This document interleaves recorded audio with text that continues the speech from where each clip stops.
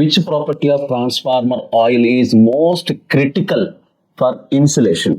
Okay, so insulation యొక్క strength దేన్ని base చేసుకొని ఈ ట్రాన్స్ఫార్మర్ ఆయిల్ బిహేవ్ చేస్తుంది. దేనిదైనా ఇన్సులేషన్ అంటేనే అర్థం ఏంట్రా అంటే, మనం ఫర్ ఎగ్జాంపుల్ చూడండి, డైఎలక్ట్రిక్ స్ట్రెంత్ అని అన్నాం. ఈ మధ్యలో ఇన్సులేషన్ పెట్టి మనం వోల్టేజ్ అప్లై చేసాం అనుకోండి, వోల్టేజ్ అప్లై చేస్తూ ఉంటే పర్టికులర్లీ ఓ వోల్టేజ్ దగ్గర ఇది బ్రేక్ అయిపోయి షార్ట్ సర్క్యూట్ అవుద్ది అన్నాం. దాన్ని డైఎలక్ట్రిక్ స్ట్రెంత్ అంటాం. ఈ డైఎలక్ట్రిక్ స్ట్రెంత్ ఏం చెప్తుంది అని అంటే, దాని యొక్క ఇన్సులేషన్ యొక్క స్ట్రెంత్ అని చెప్తుంది.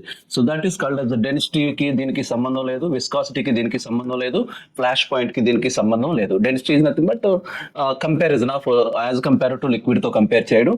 Viscosity is called as resistance property of flow of liquids. ఇది కాదు.